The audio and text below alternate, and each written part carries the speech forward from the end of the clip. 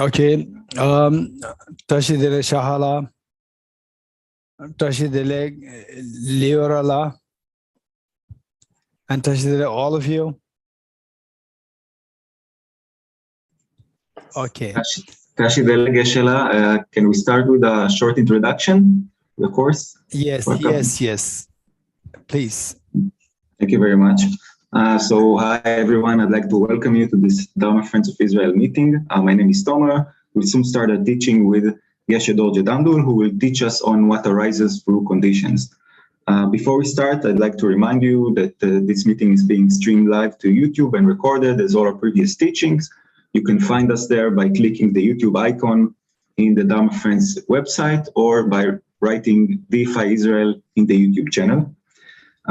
Also, at the event page on our Dharma Friends website, you can find the relevant material at the bottom of the page. Also, I'd like to ask if it is please possible to turn on your camera. It makes for a much nicer atmosphere, and also the teacher like to see the crowd during the teaching. So just a couple of words on our dear teacher. Most of you know our teacher.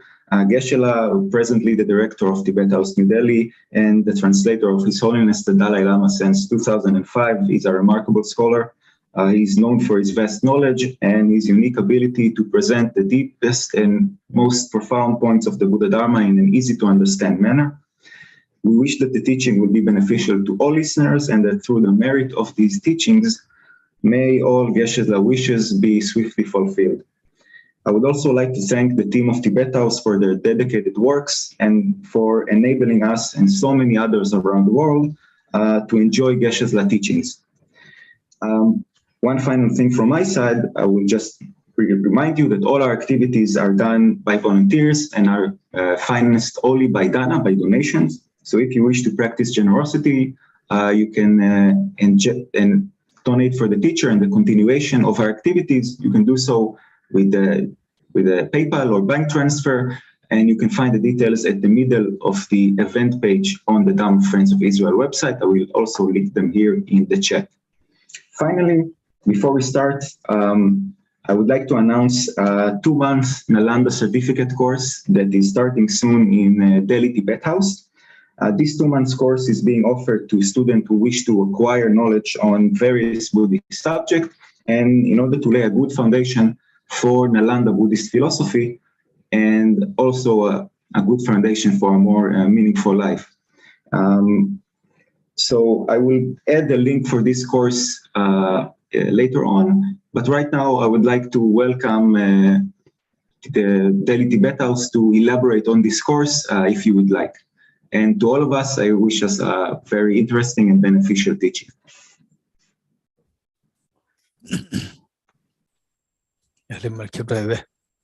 Certificate course kipta cheibe.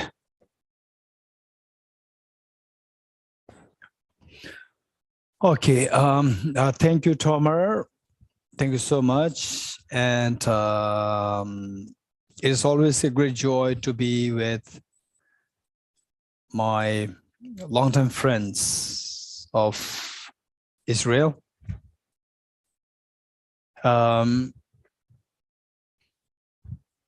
As indicated by Tomer, so basically to give you a little bit of about this course, Nalanda certificate course, which is for 2 months. The idea is that this is what we have to know, that say many from Israel, like Liorala, they're doing the Nalanda Master's course. And Nalanda Master's course, we cannot organize it every year. It's the courses for 5 years. We cannot have it every year for the reason that we don't have the teachers to teach. And it requires, say, somebody who has good knowledge over the Dharma, and number 2, the command of the language, because that what in the monastic universities study for like 20 years, we are trying to cover that up within 5 years. And that too, in the Malaysia universities, they spend about like minimum 10 hours a day. And we spend 10 hours a day, which means 70 hours a week. And another master's course, we are doing just 3 hours a week. And whereas in the Malaysia universities, 70 hours a week. There's a momentum there, flow there, but we are trying best. And I would say that the first batch, they are doing so well, and there's amazing consistency that they demonstrated. And later on, through our own experience, we come to realize that the people who are to join this course, not the master's course, which is a very committed course, we want to scrutinize the applicants, which means that applicants should have some basic systematic understanding of the philosophy and psychology of Buddhism. For that matter, the very next year, the first year, it was 2016, when this course, the master's course, was initially blessed and launched by His Holiness the Dalai Lama here in Delhi.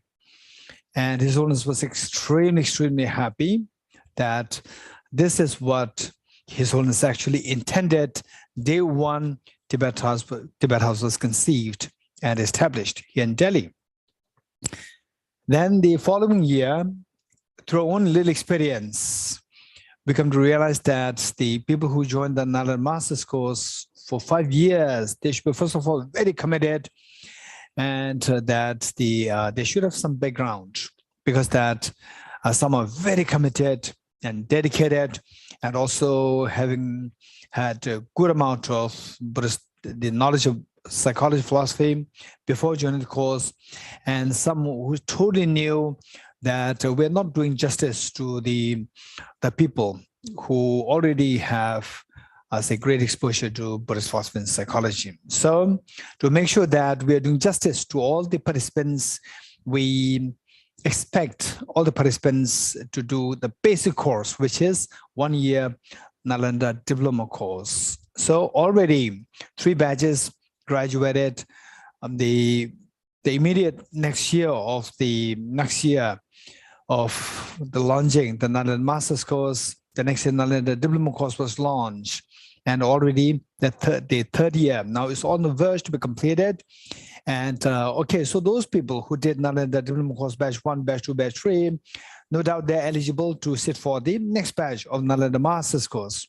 And the Nalanda Master's course, as I said earlier, that is not something happening every year. It happens only once in 5 years, which means that from our experience, we see that there are many people who come to know about this course in the middle of the course, which means after like 2 years, 3 years, and they showed interest, they request us, and it's a great problem for both sides.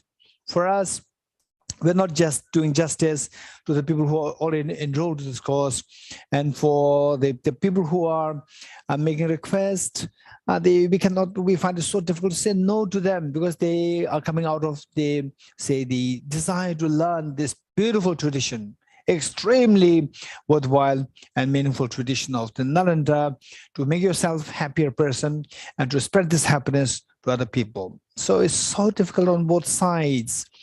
And so with this in mind, what about those people who did not enroll for the Nalanda Master Diploma course batch 1, 2, 3? And batch 4 is going to be parallel with the Nalanda Master's course batch 2. So what about those people who didn't know about Nalanda Diploma course batch 1, batch 2, batch 3, and suddenly they come to know about Nalanda Master's course? Are they eligible? This question. So the chief coordinator of the Nalanda studies, Mr. Dipesh Thakurji, he's extremely kind, and he discussed with me, asked me if there's a possibility for these people who suddenly come to know about Nalanda studies in Tibet House, and that is, should they take interest in joining another master's course, what should we do? Can we create some platform whereby they're also eligible to apply for this second batch of Nalanda master's course? And he came up with this idea of the Nalanda certificate course, 2 months, where we're going to give a very intense course, what we otherwise cover in 1 year, 1.5 years. So another diploma course, batch 3 was for 10 months.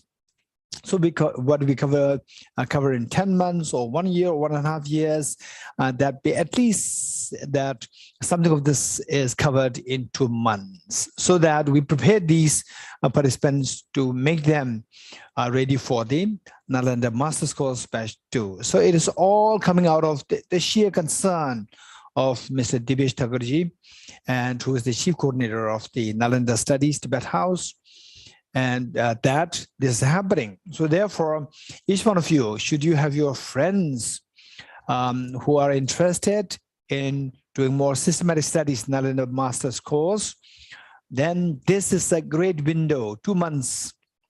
And if the person already did Nalanda Master's Course Batch 1 or Nalanda Diploma Course Batch 1, 2, 3, they're eligible. But for those, what about others? Others only if they did Nalanda certificate course, then this window is still open to the people. So this is what the Nalanda certificate is, the course is for, to deliberately create a window for those people who did not really get opportunity to do Nalanda Master's Course Batch 1, Nalanda Diploma Course Batch 1, 2, 3. Okay, so this is what it is. And once we start Nalanda Master's Course, and those who did not do Nalanda Course Batch 1, Batch 2, Batch 3, or Nalanda certificate course, then we are very sorry, we cannot enroll them to Nalanda Master's Course. And then for Nalanda Master's Course, once it begins, then we cannot have it again for the next year. The next person should wait till the next 5 years. So therefore, 5 years is a huge gap, and it's a great loss of him. And somebody who is like myself, 55 now, will become 60, right, after 5 years. And then somebody who is 65 will hit 70. So 5 years is not a short number of years. It's a huge gap. So people who are interested, they should not miss this opportunity they should not miss the opportunity, and they must get hold of the Nalanda certificate. This is a great opportunity, I would say. Okay, so this is what it is. So with this in mind, Tomer or Shahala, say, what is your plan? The initial prayers to be said, you have something? You do have a material? Whatever you wish, Geshe. We have the blaze of the... I think you do have the material, right? Yes. Okay. Then what you do is that I can see that many of you, you're already well exposed to Buddhist philosophy and studies before. So what we do is that we will not make this 2-day program just like a dry academic exchange. Let us make it the point that it is of greater purpose, that you grow in your intellectual skills as well as you grow in your heart. You grow in the heart. And for the growth of the heart, when you see that the understanding the wisdom is to grow a heart, then naturally that there's the third factor also required, the motivation. And rather than, okay, I just like to see what he has to say, but the emptiness, what is meant by emptiness. Instead of that, more than that, to make sure that your heart expands, you become a happier person, and you're able to spread your happiness to other people, and that you can empathize with all forms of people, be the person Israeli or non-Israeli, or from Russia, from Ukraine, or from Sri Lanka, or from China, from India, from wherever. Just see how you can empathize to all the beings. Okay, this is so precious. For that matter, just as for a good meal, we need all the ingredients. It's not just one ingredient that you can have a good falafel. So we need all the good ingredients. So likewise, to make sure that you become such the wonderful person, where as you age, you become a happier person. If that happens, you are a really good Dharma practitioner, a spiritual person. So this is the progress, what is expected from each one of us. And everybody seeks to be a happier person, but it's not guaranteed that a person becomes happier year by year. But some people, they become happier as they age, and some people, they become more and more unhappy, particularly when they become, when they hit 40s, 50s, 60s, 70s, they tend to they tend to miss the youth. They tend to miss the youth, and then they're gonna go back, but they miss the youth. Their mind still remains very young, and the body become the aged, and they miss the youth, and then they become unhappy, lonely. So this is indication that we do not use time productively during our youth, during our younger days. And keep in mind, don't think that, okay, now I'm already 40, now I'm already 50, 60, now I cannot do anything. He's talking about the youth. I'm not a youth anymore. Don't worry. You are the youngest person today of the lifespan that you are left with. You are 60 years old. You are the youngest of the lifespan.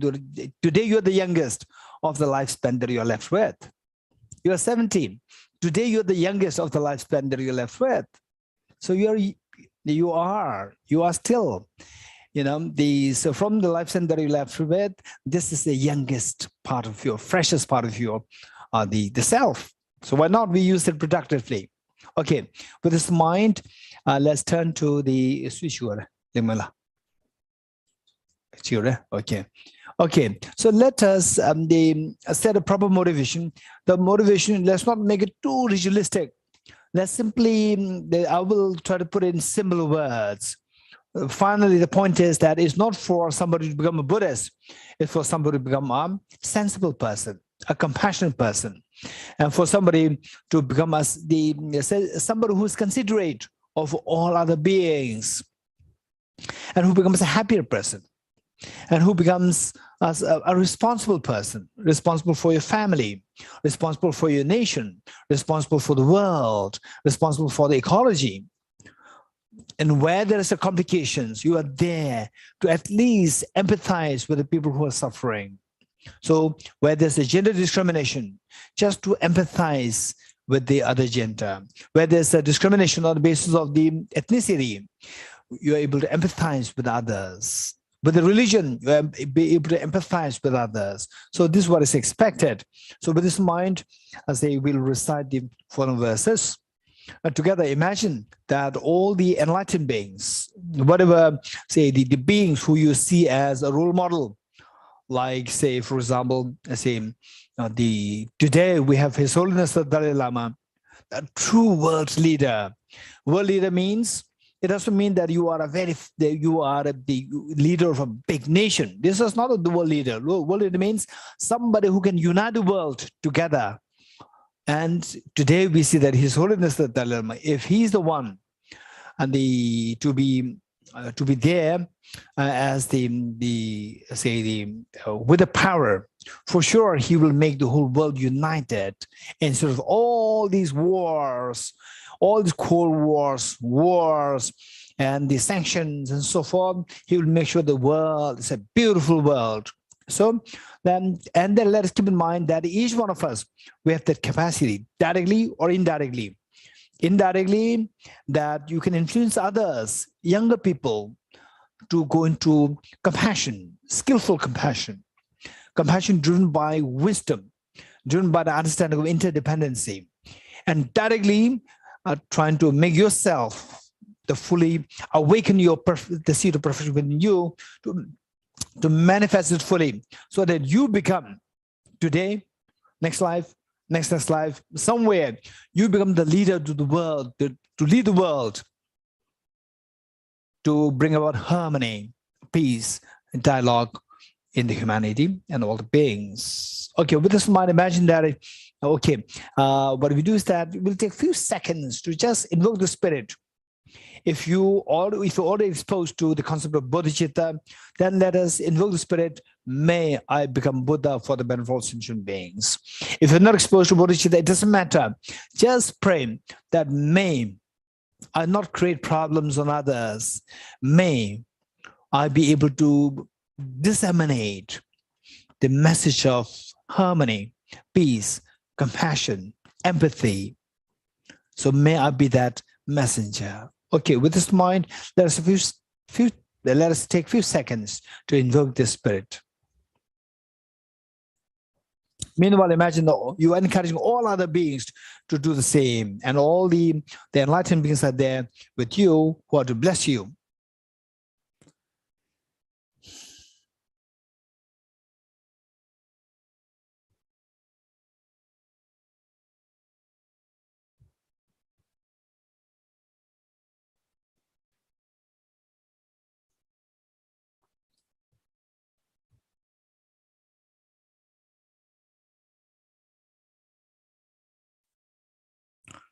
Okay, with this in mind, imagine that you are leading this recitation to invoke the spirit of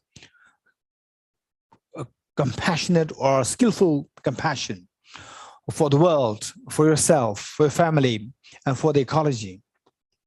With in mind, let us recite the verses together. I go for refuge until I'm enlightened to the Buddha, the Dharma, and the Sangha. By my accumulations or practice of giving and so forth, may I become a Buddha to benefit all sentient beings. I go for refuge until I'm enlightened to the Buddha, the Dharma, and the Sangha. By my accumulations or practice of giving and so forth, may I become a Buddha to benefit all sentient beings. I go for refuge until I'm enlightened to the Buddha, the Dharma, and the Sangha. By my accumulations or practice of giving and so forth, may I become a Buddha to benefit all sentient beings. Next. In dependent origination, there is no ceasing, no arising, no annihilation, no permanence, no coming, no going, no separateness, and no sameness. I prostrate to the consummate Buddha, the supreme among all teachers, the one who taught this peace, which is afraid of elaborations. I prostrate to the mothers of the hearers, the bodhisattvas and the Buddhas, who through the knowledge of the all lead hearers seeking pacification, complete peace, who through the knowledge of paths cause those helping migrators to achieve the aims of the world, and who through the possession of omniscience has subdued us, expounded varieties of teachings. The one who is transformed into the reliable guide, motivated by altruism to benefit sentient beings, the teacher, Sugata, and protector, to you make prostrations. The one who has eliminated the web of conceptualizations and is endowed with that divine bodies for the vast and the profound, who eternally shines for the forever noble light rays, to you the Buddha make prostrations.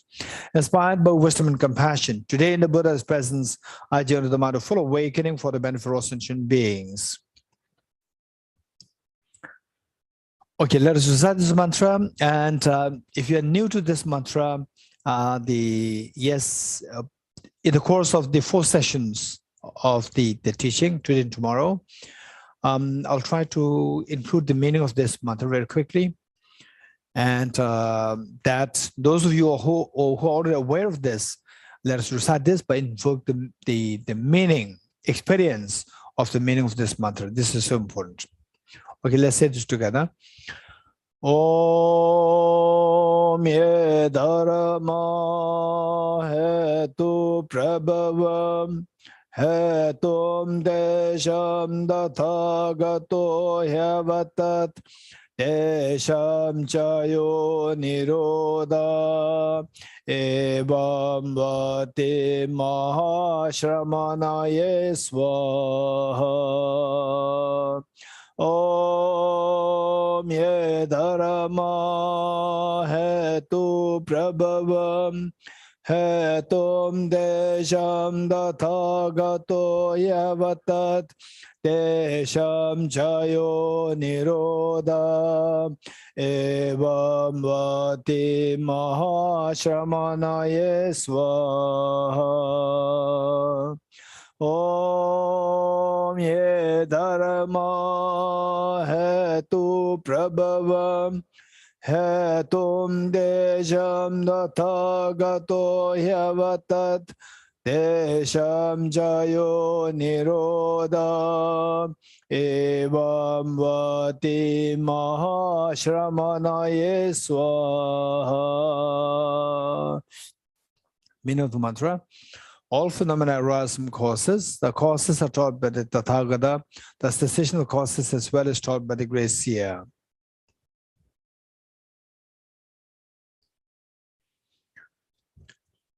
Profound, peaceful, elaboration-free, clear-light and non-composite. Such is the nectar-like Dharma I've discovered. Finding no one who can fathom this teaching, in silence I'll return to the words. Beyond utterance, thought, and expression is the perfection of wisdom, which is unborn, unseized, and has the nature of space. It is the object of apprehension of self-realized wisdom. To you, the mother of the Buddhas, of the 3 times obeisance. All composite things are impermanent. All contaminated things are the nature of suffering.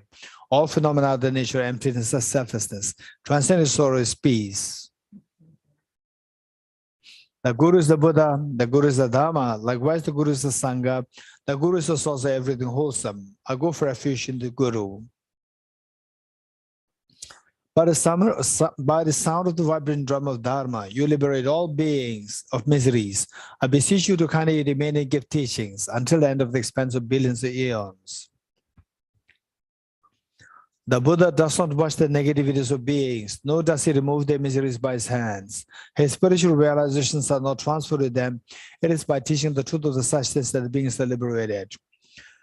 With folded hands, I beseech the Buddhas of all directions to shine the light of Dharma for all bewildered miseries glow. If you're attached to this life, you are not a spiritual practitioner. If you're attached to samsara, you have no renunciation. If you're attached to your own self-interest, you do not have bodhicitta. If there's grasping, you do not have the view. Okay, we'll recite the Heart Sutta mantra, which of course the meaning will be dealt with in more detail tomorrow.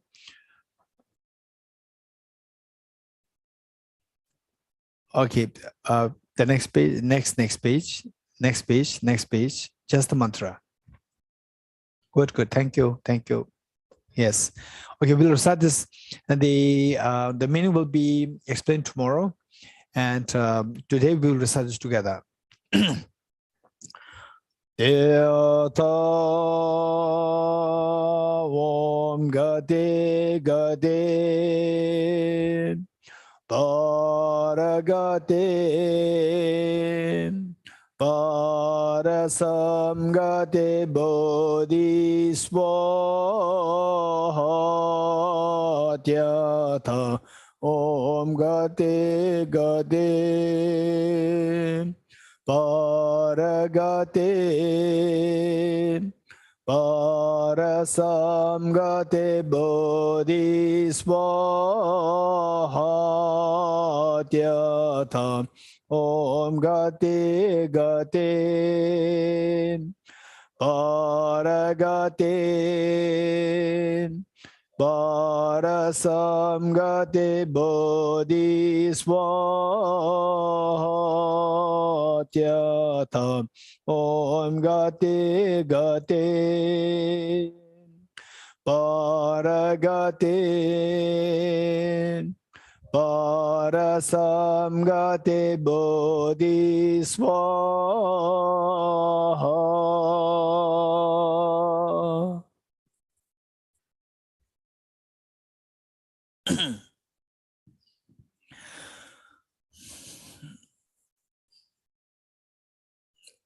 Okay, now we'll begin the teaching.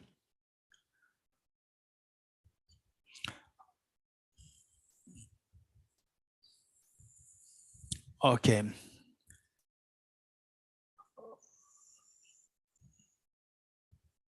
So basically,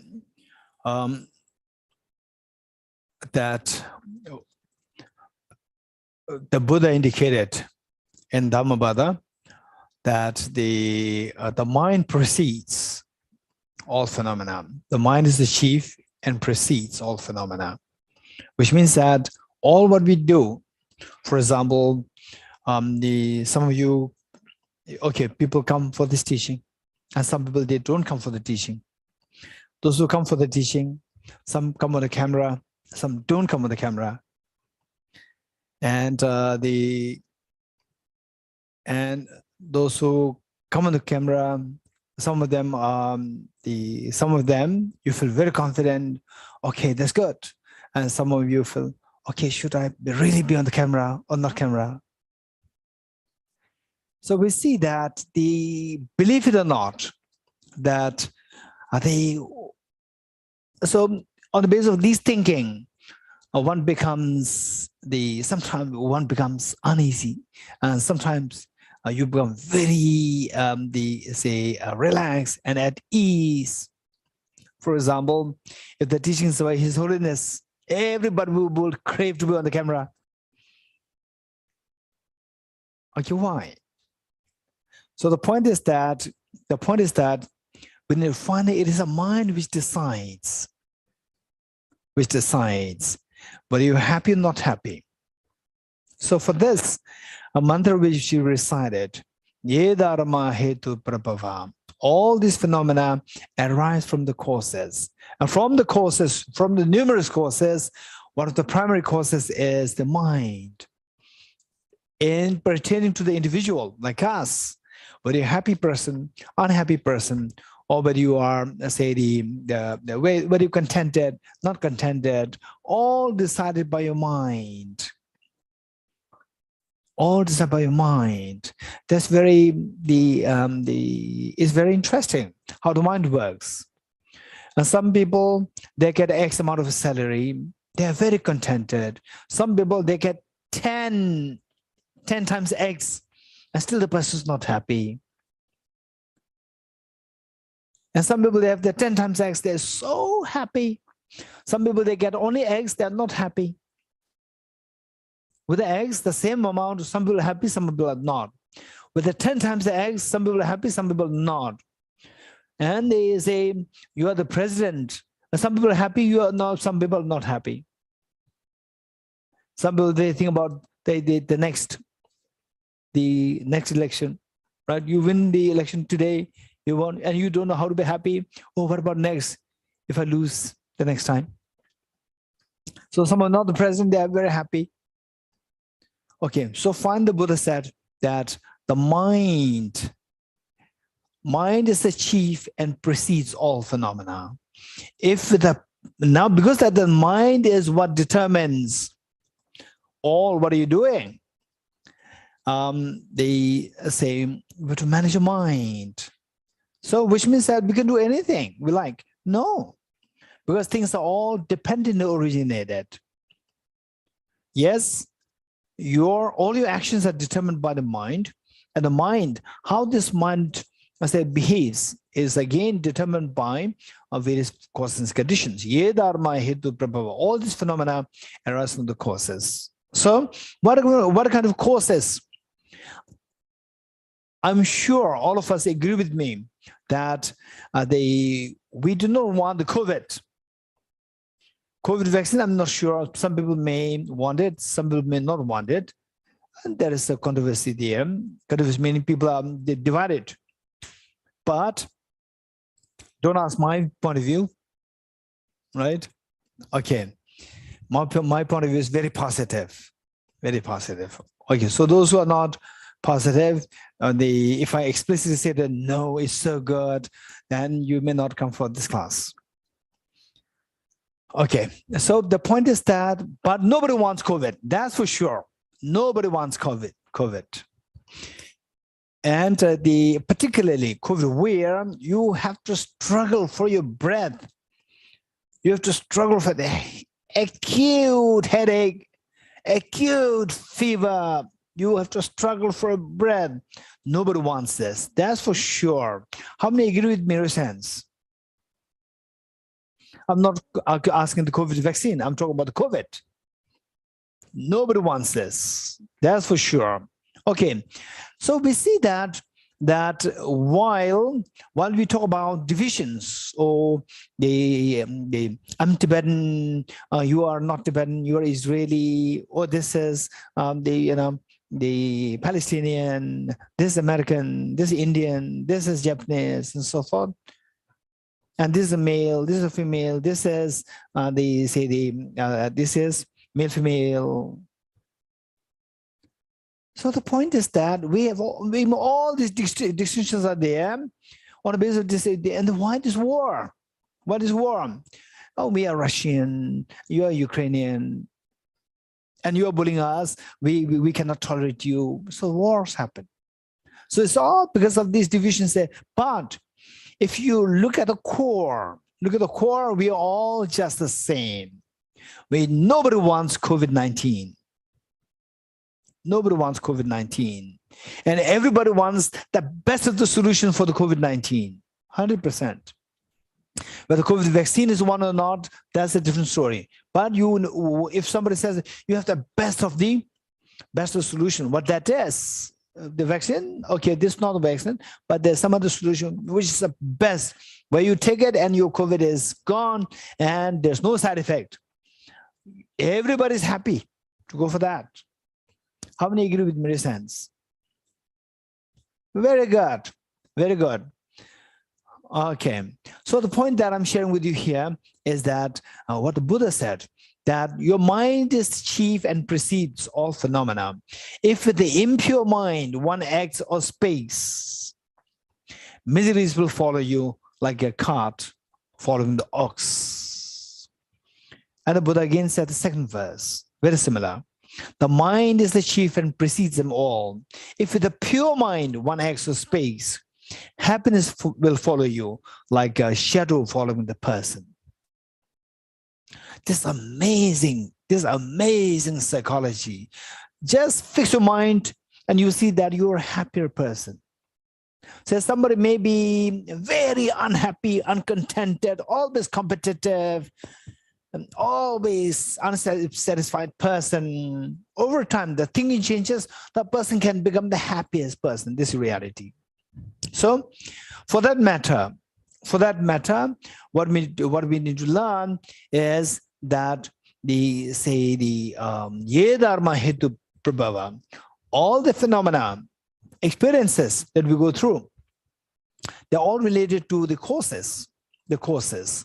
So causes determine my state of mind, my state of being, happy, unhappy.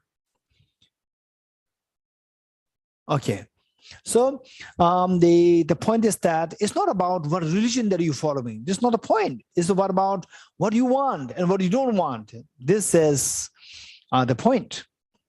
So for that matter, we have to know that what I want, what I don't want is all related to my mind, my mental thinking. So, and the reality is that from whatever little that we are practically engaging in. For example, say the parents, they make sure that they shouldn't go to school. By sending children to school, it doesn't mean that the child will become a professor the next day.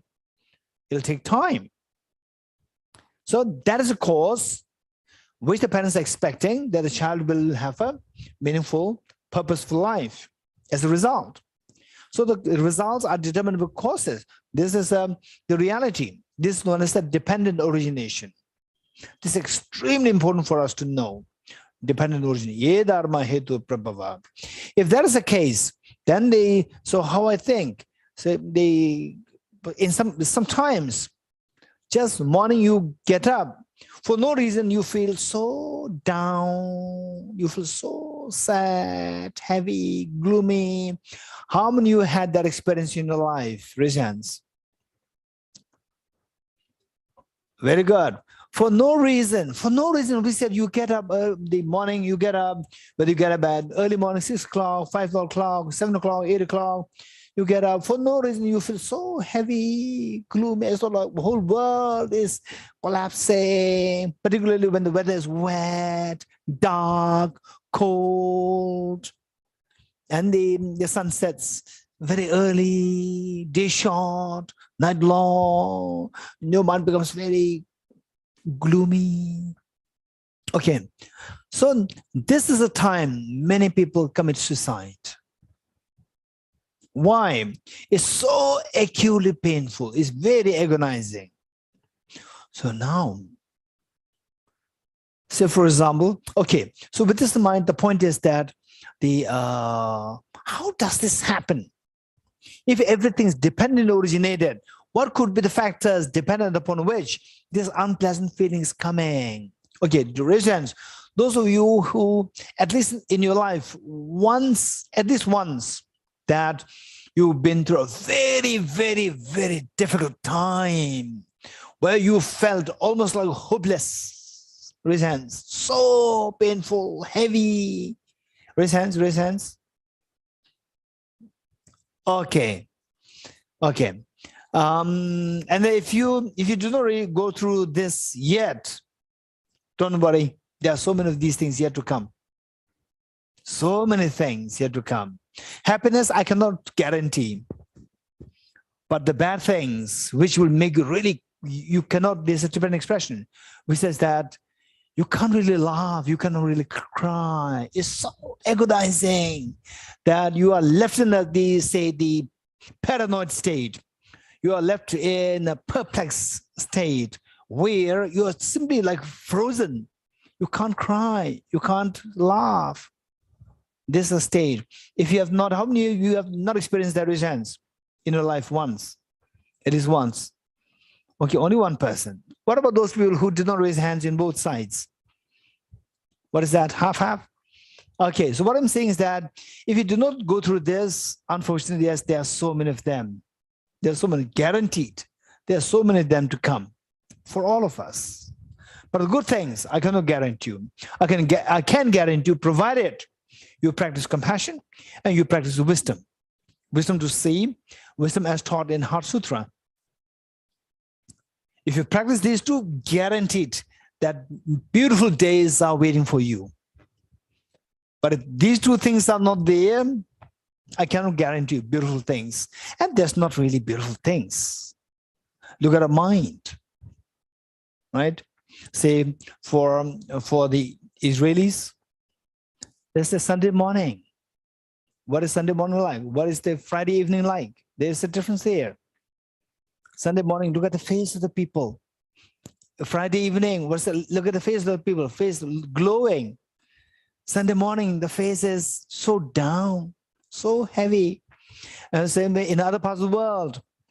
Monday morning, so heavy, as though the person didn't get breakfast.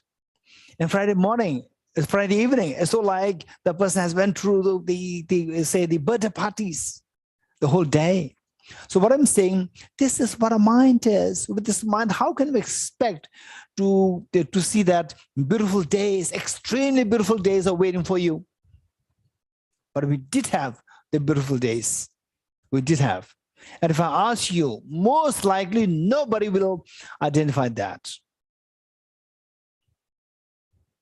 Nobody, we all, I wouldn't say all, minimum 98% of the people went through the most beautiful days. It doesn't matter whether you're rich, poor, girl or boy, or I'm saying from this group or that group, from this religion, that religion, everybody, okay, not everybody, 99.9% of the people experience that beautiful days. But if I ask you, what is that beautiful day? You will identify something else. You've forgotten that. Okay. This is so important that once I was asking, giving a teaching in what is that? A resort in a beautiful place, a healing center, and the people came there for treatment. And I was asked to give the set of teachings for them. And I asked one question to all the participants. They were about like 20 or 25. And I asked them, said, tell me what is one most beautiful day in your life? Most beautiful day, the most memorable day in your life. And I gave opportunity for 8 people. And all the 8 people, they're talking about their relationship with their own children.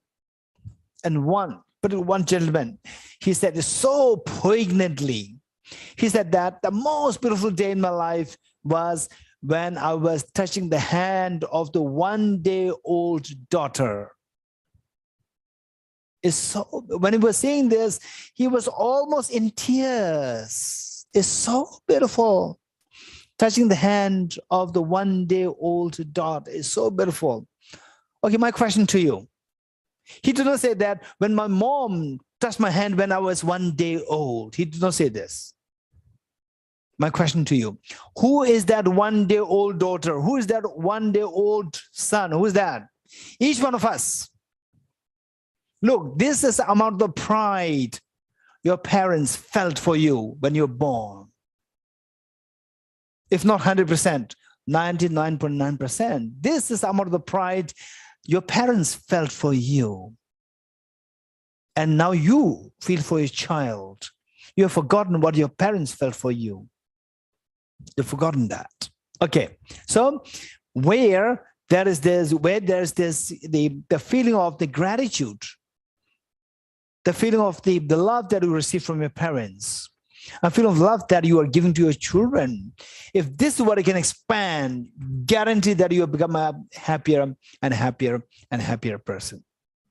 So let's not forget that, let's say, in our life, what's the purpose of life? What's the purpose of life? This is a big question. And I will say that I will share with you what His Holiness said, but I will still encourage you, explore it by yourself as well. Don't just say the Buddha said it, so it must be right. Don't just say His Holiness said it, therefore it must be right. Right? What they said, yes, don't forget it, don't ignore this.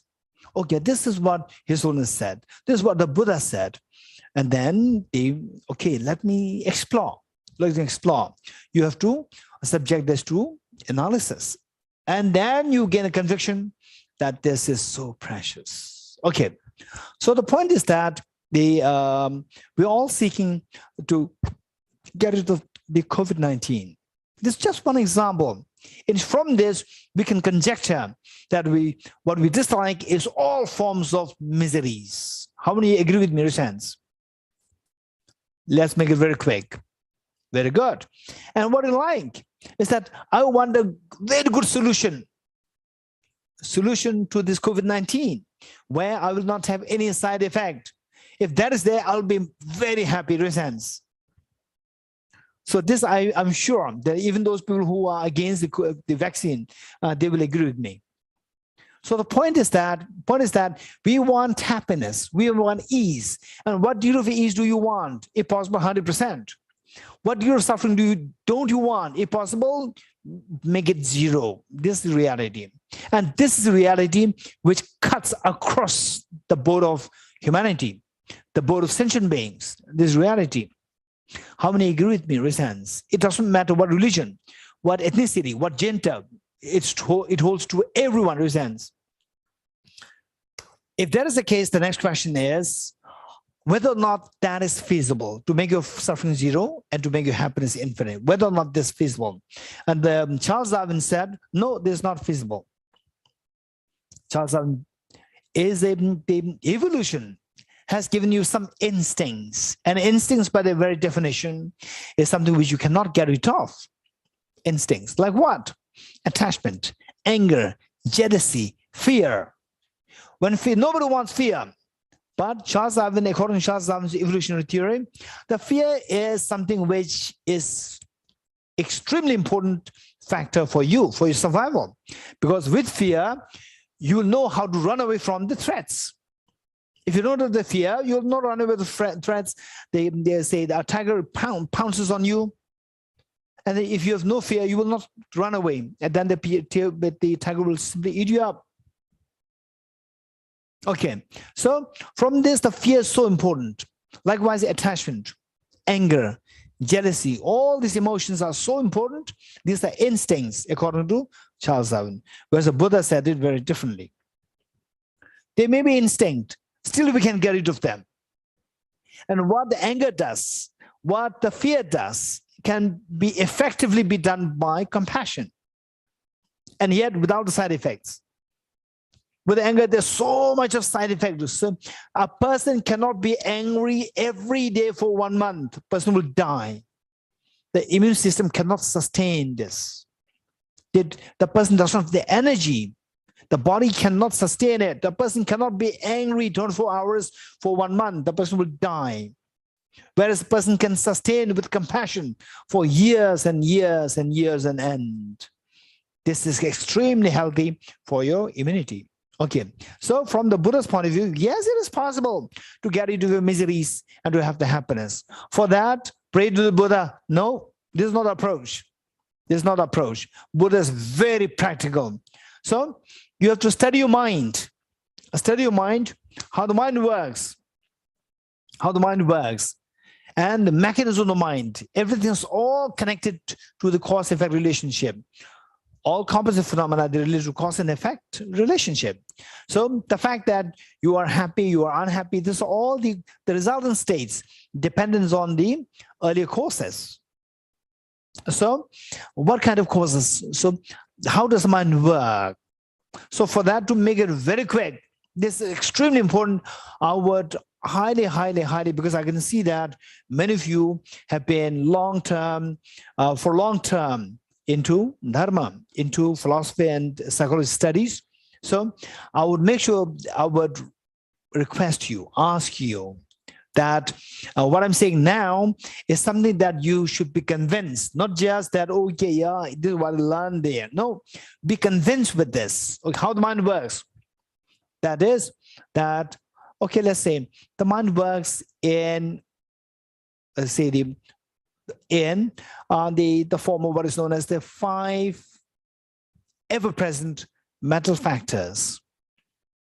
5 ever-present mental factors, which means there are 5 functions of the mind, which if you know them so well, not only know, but be convinced of this, then you will become very confident. Okay, I'm unhappy today, and then there's a little bit of addiction of unhappiness within me, but never mind. Now what? I know how my mind works, and I know how to manage this mind. Over time, I'll become happier, and then I'll become addicted to happiness, not addicted to the miseries, right?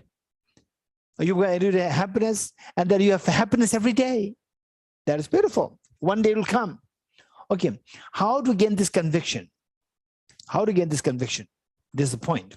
So for that matter, the mind works in what is known as the 5 ever-present mental factors, 5 functions.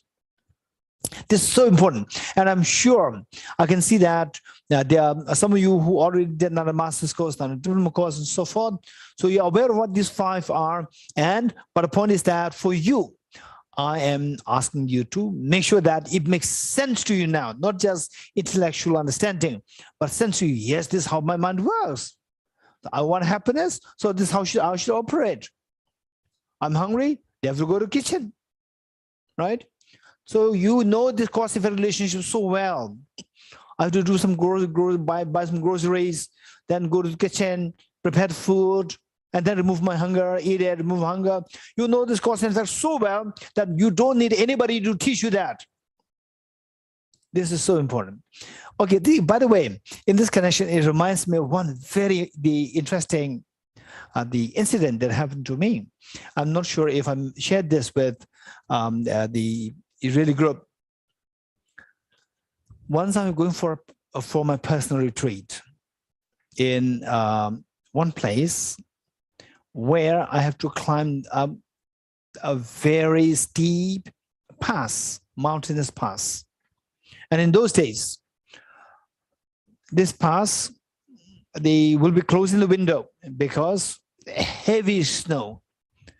And in the summer, it is open, but this the pass is a very narrow strip of road there. There are so many people going there. And it was my first time experience. In a small car, my friend booked a small taxi. And in the middle of the pass, my car got stuck, which means it can't move anymore. Oh no, now finished. What do you do now? Car got stuck in the middle of the pass, mountainous pass.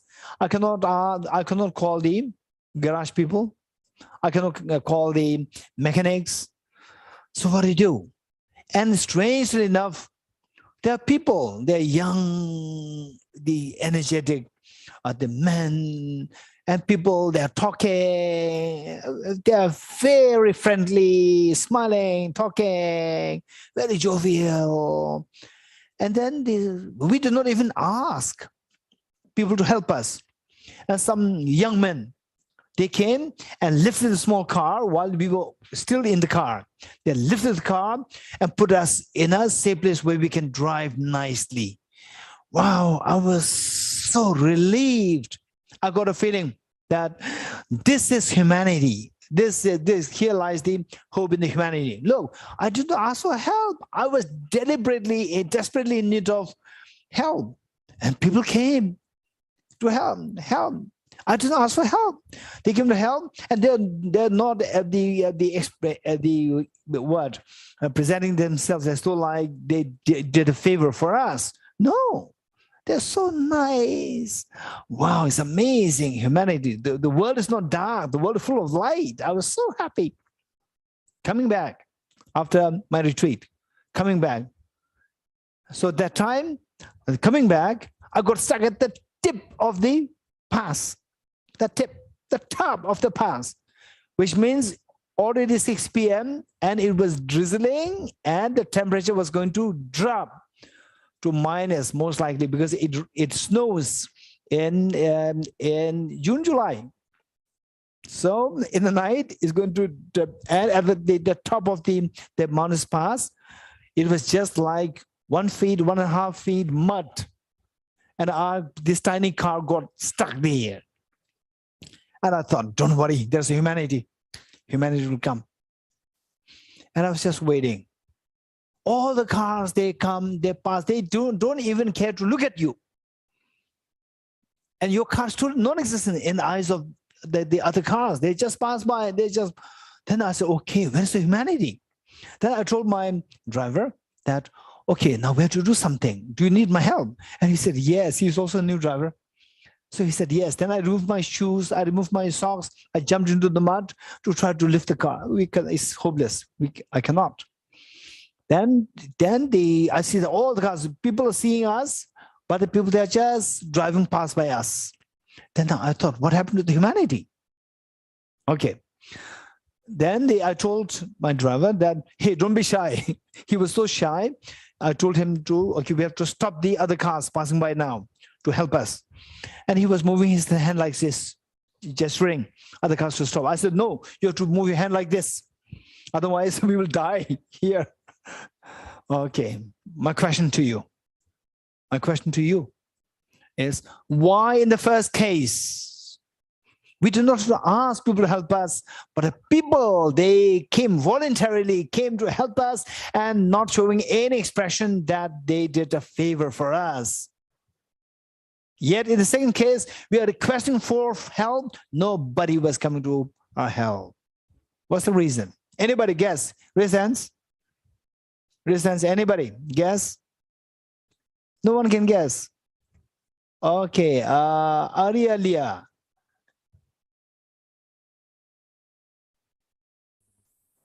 Unmute. Because this time maybe we didn't have any expectations. Okay. Or desire for help. Okay. And in both cases, I had expectation. And in the first case, expectation was met very instantly without having to request. And in the second case, other expectation, it was never met till the last moment. 5 young men on the bike, they rescued us. Okay, any more? Anyone else? Okay, DF. Yeah. Perhaps in the first case, then because the people were behind you, then it was very obvious that you all share the same fate. That if they want to have their happiness, then they must help you. And in the second case, perhaps because people thought they were separate from you, and they can achieve their happiness by not helping you and getting on with their way. maybe. Okay, so you got somewhere, you got the 60%. So I need to dig the remaining 40%. Why do you think that in the first case, people behind me, they realized that, my happiness is dependent on him. So we have to help him so that I'll be more happy. Why in the second case, people do not feel that? Why? Okay, anybody else? Anyone else? Anyone else? Raise hands. Raise hands. Raise hands. Okay, some people, they already know the answer. There's some people, they already know the answer because they heard the story so many times. Okay, Tomar? Because maybe in the second time it was raining, it was much more cold, much colder. So people felt that if we help him, we suffer because we'll get rain. Okay, okay, okay. So then the Israel and the Palestinians, they were raining every day or not raining every day? Oh, not every day. When not raining, then this one will help others come, right? No wars. So Russia and Ukraine, no rains, right? Russia and Ukraine, no rains. Or they must be raining every day. So there's wars happening. If there's no rain, then they'll feel like my happiness depends on him, right? Okay, anybody else? Anyone else? Okay. So some of you already know the answer. Answer is that in the first case, the people, they see the dependent origination. My happiness depends on his car to be freed. Depends on his car getting freed. That is seen so visibly. They see the dependent origin so visibly. Whereas in the second case, the people who are passing by, they could not see this dependent origin. Okay, my happiness depends on relieving him. They could not see this visibly. So they thought that they're independent. Whereas in the second case, they thought that they were dependent on me. Your next question is, how? How did in the first case, people they came to see that their happiness depended on me visibly? And how in the second case, they do not see that their happiness depends on me visibly? How? Because in the first case, the road is very narrow. If you get car stuck there, all the 1,000 cars behind you, they're stuck. They cannot do anything. Even if they kill me, they cannot do anything. They cannot move an inch ahead. They knew that by dependence on his car getting stuck, our cars get stuck is originated, dependent origination. But dependence on his car getting relieved, our car can pass freely, that is originated. Whereas in the second case, the road was so wide at the top of the pass, it was so wide that, oh, it doesn't matter. So they can get stuck. Who cares? Who cares? So we can pass very freely. He's not a hindrance to us. He's not that his car getting stuck. It's not the factor dependent on which that will get stuck. No. So they feel so independent. When they feel independent, feel a sense of concern for others is gone. In the first case, they see this dependency, that they are not independent. They are dependent on his car to be relieved. So visibly there. So they become so connected. They feel connected with you, that I have to help you. If you're not helped, I'm not helped. This is seen. Okay, so therefore, understanding dependent origination, this is so important. So having said this, let's see the 5 points.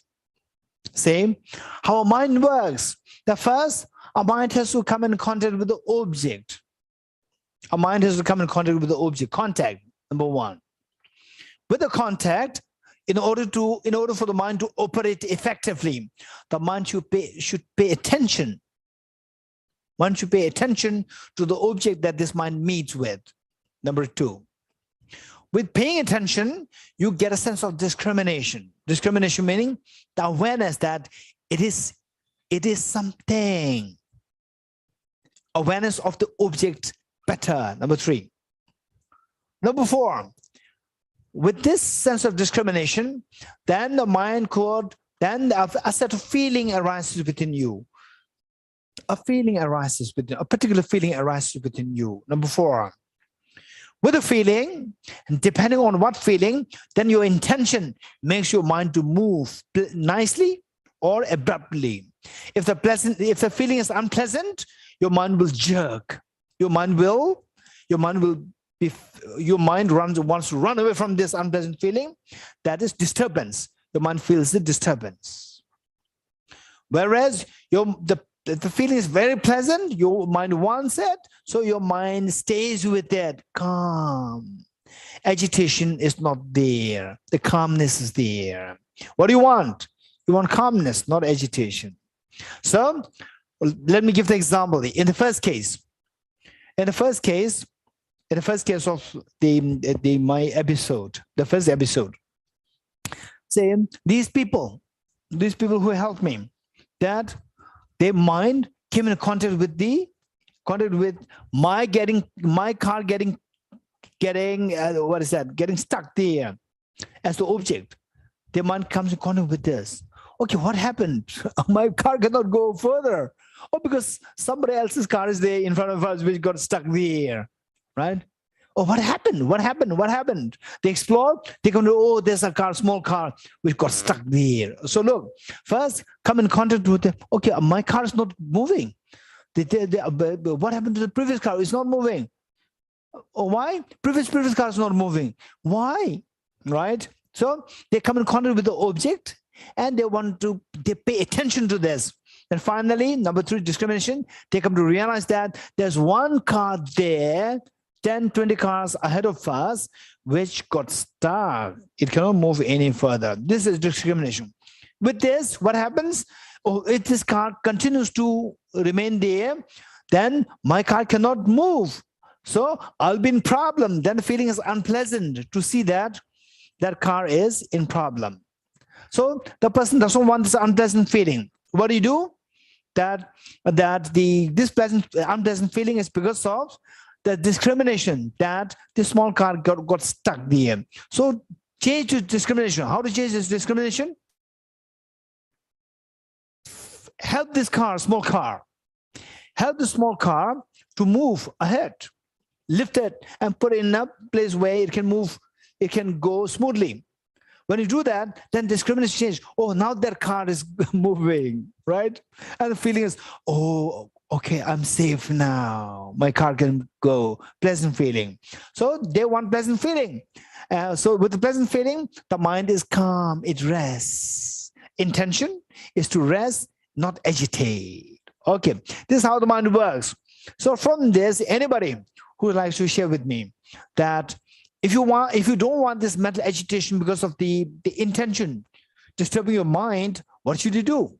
The feeling should not be an unpleasant feeling. So how to remove this unpleasant feeling? Change it to a pleasant feeling. How to change the pleasant feeling? Remove the discrimination which is responsible for the unpleasant feeling. Change the discrimination from the discrimination which gives rise to unpleasant feeling to the one which gives rise to pleasant feeling. Change this discrimination. Okay, how many you? Okay, this makes sense to how many you? Raise hands. It makes sense. Raise hands. Very good. So the point is that oftentimes Buddhism is referred to as the science of mind. Science of mind, to heal you through understanding the science of the mind. So it teaches us how to change the discrimination. Now let's say that let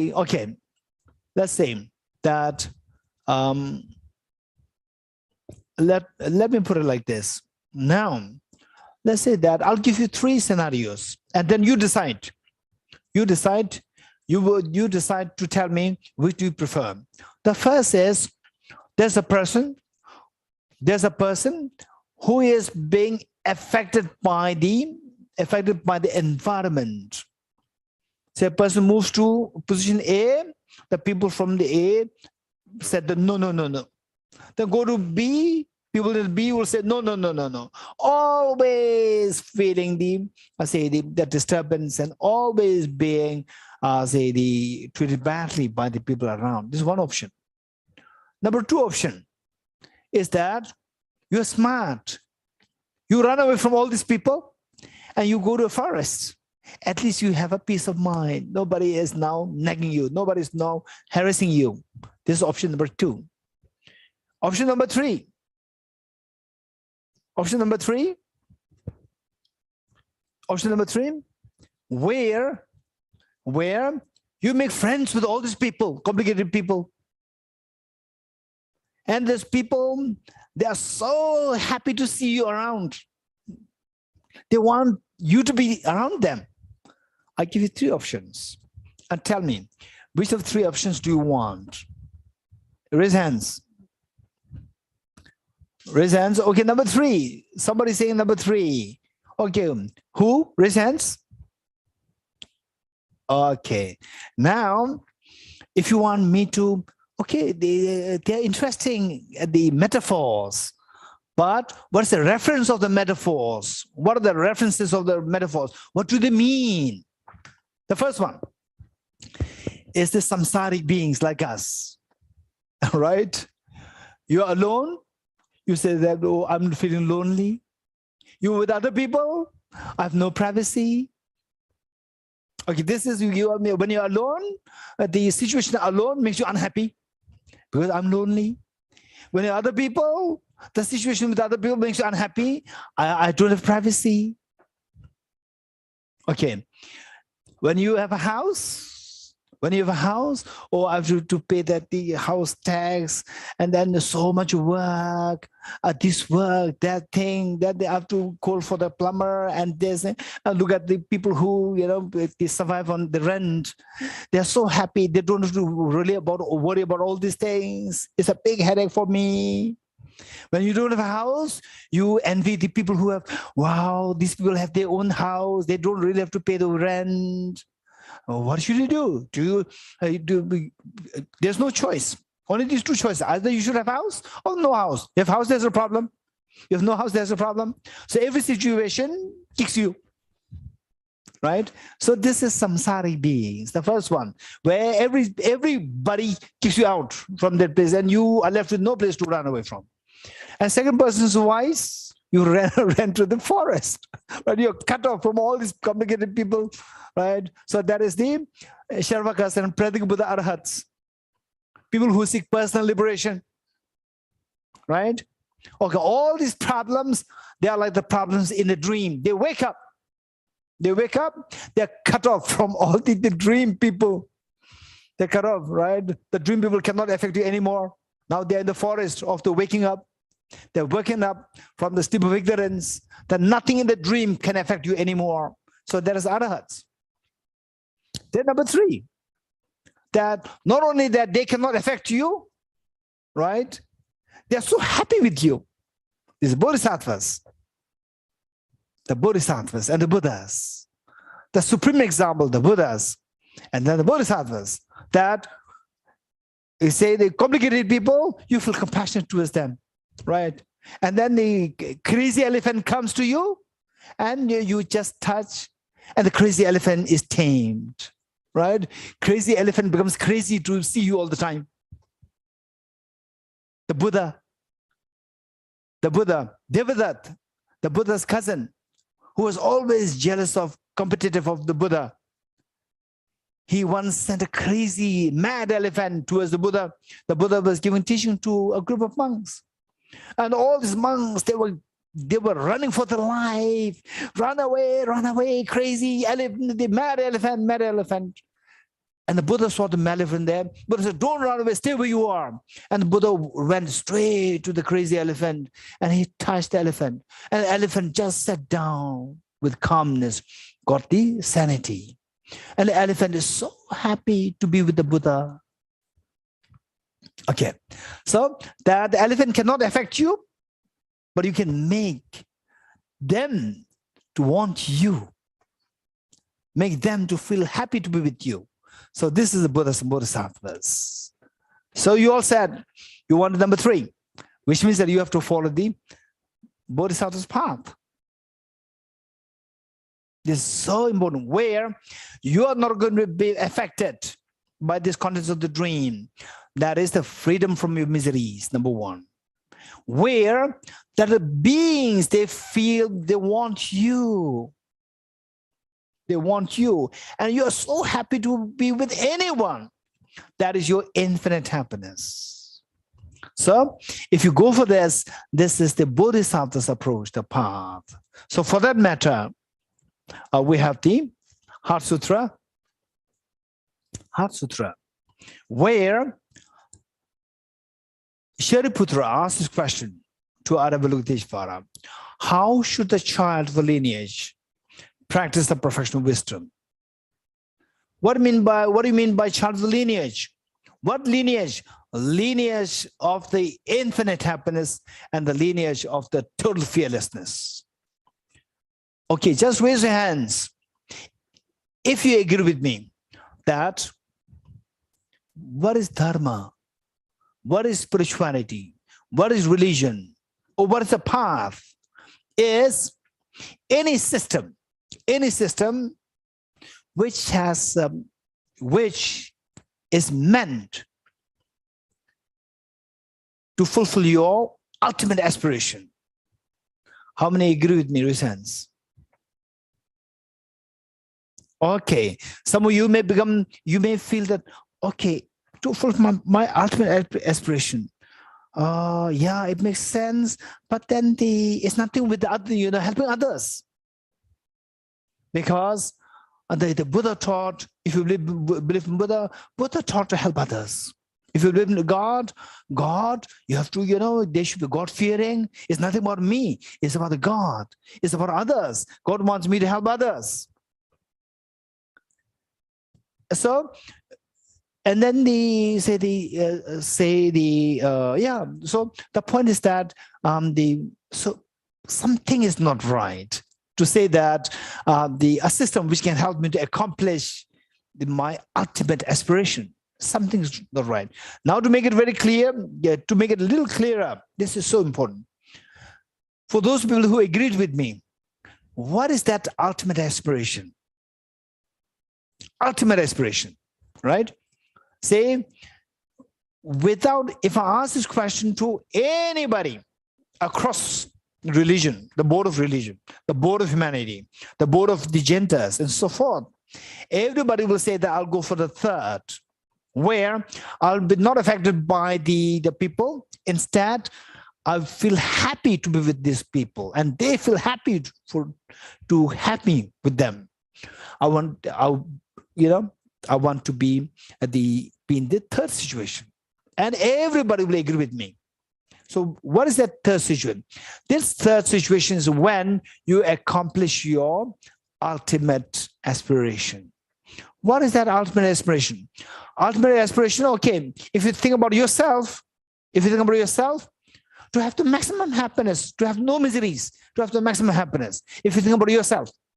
And if you think about others, to have the maximum happiness for others through you. Right? In which case, we see that it accommodates both sides. We think about oneself from one's own side, and who thinks from others' side.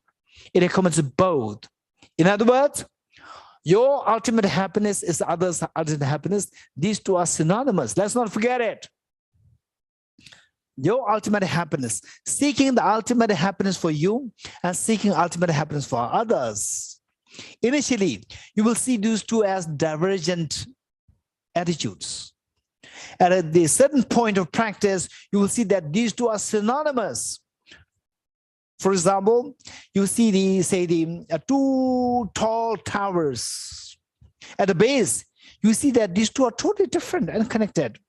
And as you go look higher, at the top, you see that these two are like meeting. Likewise, say, seeking ultimate happiness for yourself and seeking ultimate happiness for others. These two seem to be very divergent. And at a certain point, when you actually go to follow this, you see that these two are the same thing. And to give you a quick idea as how it is possible, How is it possible?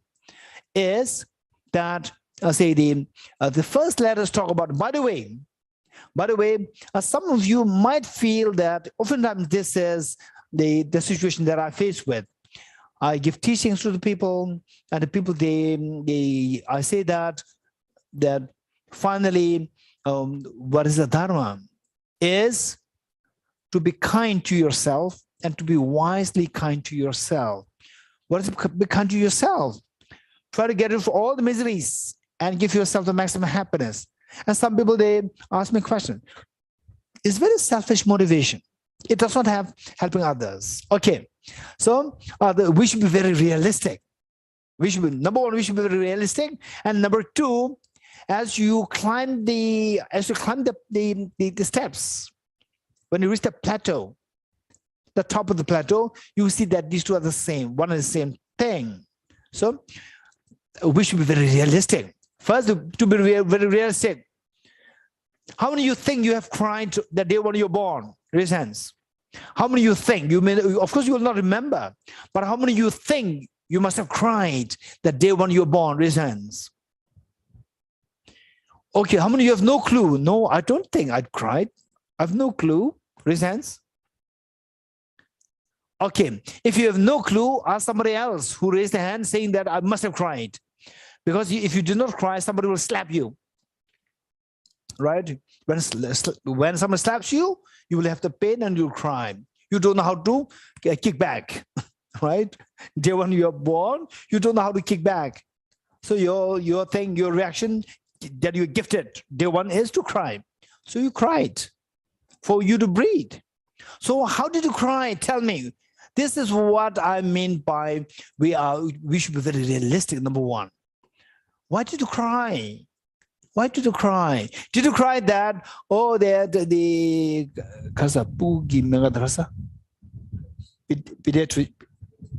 pediatrics. Okay, say the pediatricians, the doctors, the child's doctor, pediatrician, they say, we'll make sure that slaps you if you don't cry. And did you ask the pediatrician, did you cry? Saying that, hey, pediatrician, please, the other baby is not getting, the other baby is feeling cold, the newborn is feeling cold, hungry. Please don't slap the other baby. Did you cry this? Or because I'm hungry, I'm thirsty, I'm feeling cold, somebody slapped me because of this. Be very realistic. Be very realistic, honest. We all cried that I'm hungry, I'm thirsty, I'm feeling cold, somebody slapped me. I. This is the reality. So we have to begin from where we are. If you begin from the air, you don't have the ground, nothing will come up. If you begin from the ground, something will keep climbing up. Okay, this is how we should be realistic. If you ever think, but I'm not generalizing everything, there could be rare exceptions of people, like, let's say, the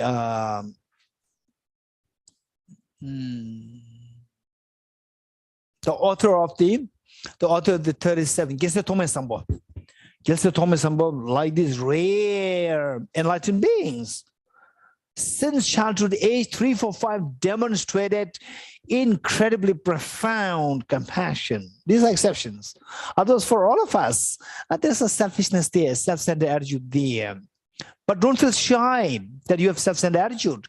This is what we are. We have to fix it. Unless until we acknowledge this, that we have the ingrained self-centered attitude, we cannot fix it. If you don't fix it, we will never be happy. We'll never have the happiness. Okay. So now this is the practical, to be very realistic side. Other part is from an advanced level, we see that these two things, seeking maximum happiness for yourself and seeking maximum happiness for others, these two are synonymous. So what is that? How are these two synonymous? Let's say that when are you, can you imagine a day when you are most happy, genuinely happy? Genuinely happy. That is, say, when you were a child, the way this gentleman said, that somebody takes pride in me. My mother takes pride in me. My father takes pride in me. Somebody takes pride in me. So why somebody takes pride in me? Because that person loves me so much. And when you are away from these two parents, you get a feeling of insecurity. Your whole body will become tense. Your mind will become tense. After 1 week, 1 month away from the parents, particularly when you were age 2, 3, 4, 5, 6, not age 16. Age 16 is very complicated. Age 16, oftentimes you may want your parents to be away from you, that you want to be away from your parents, right? Parents are like disturbance for you. Okay. So the age 4, 5, 6, 7, you're away from parents for about 1 week, 1 month, your body gradually gets tense and will be frozen.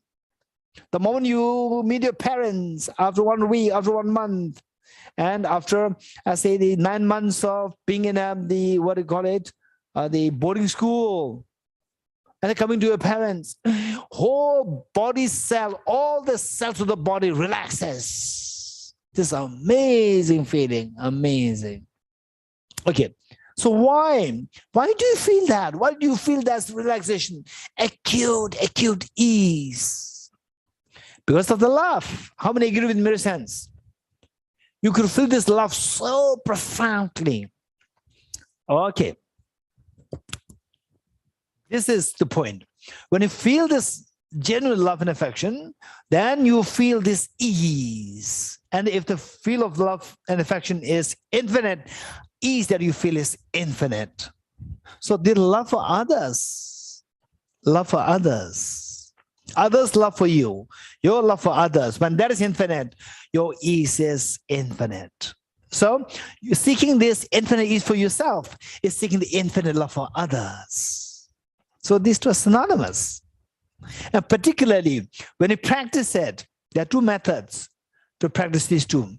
But when you practice this, we see that, yes, indeed, these two are synonymous. The more I cherish others, the more my benefit is dematerialized.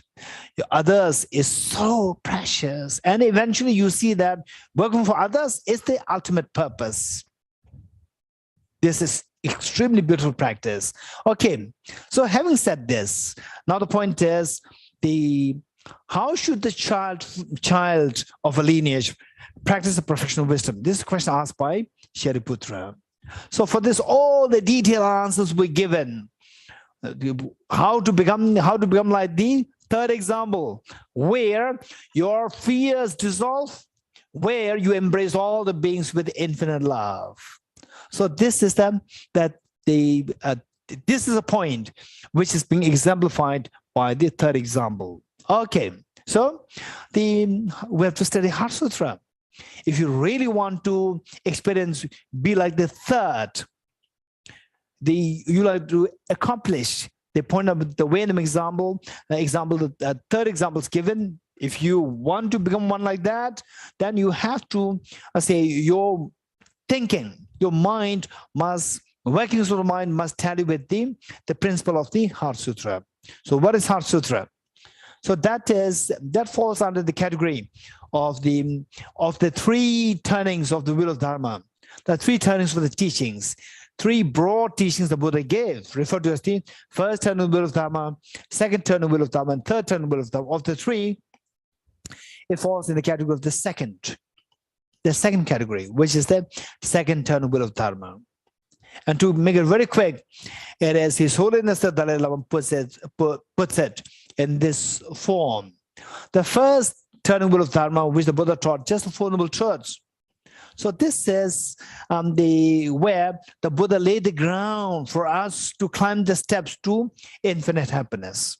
The Buddha laid the ground. Once the ground is laid, that what's the reality?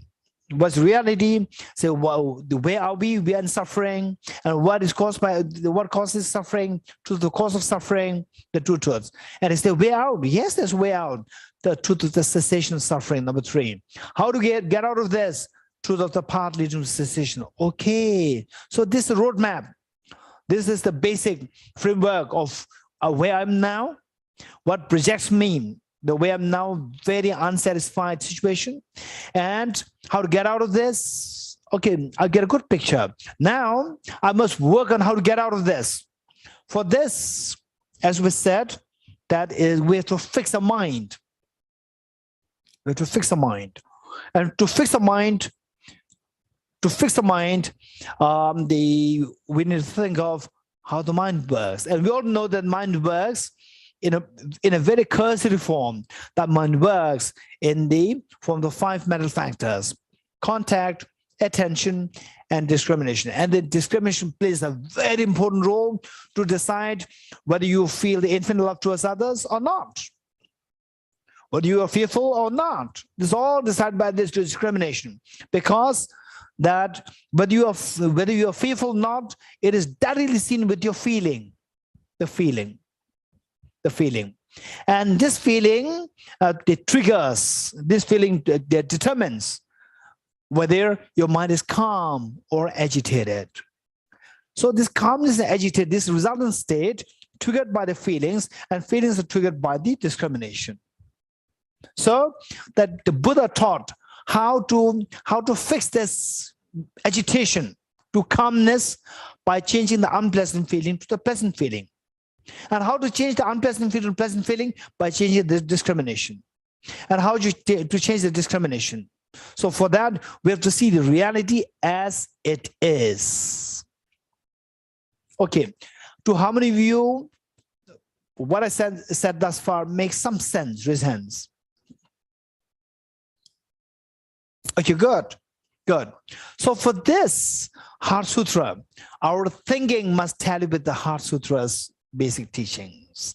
So this thinking finally determined by the discrimination. Discrimination involves 2 things.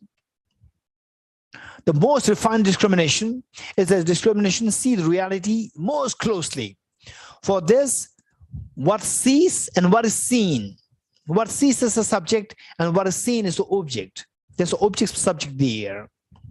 And this mind, how this mind sees the object, if that tallies with reality, that mind is known as the wisdom. And the best of wisdom is known as perfection of wisdom. Let me say this again. The mind, which is the discrimination, the mind, thinking, the format of the discrimination, thinking, which determines what feelings you have, and the feelings which determine the state of your mind, agitated or peaceful. So we said this is determined, the peaceful or the agitated state of mind is determined by the feelings, and feelings is determined by discrimination, and the discrimination involves 2 things, subject and object. And when this discrimination, when it sees the object in its most refined form, that is known as wisdom. Okay, first, the discrimination, when it sees the object, the way it exists. In other words, how it sees the object and the object reality, if the 2 tally, then this discrimination is known as wisdom. And this wisdom, if it sees the object in its most refined form, this discrimination is known as the perfection of wisdom. So, Shariputra asks Aravalokteshvara, how should the child of the lineage practice the perfection of wisdom? So, for that, we have to study the Heart Sutra.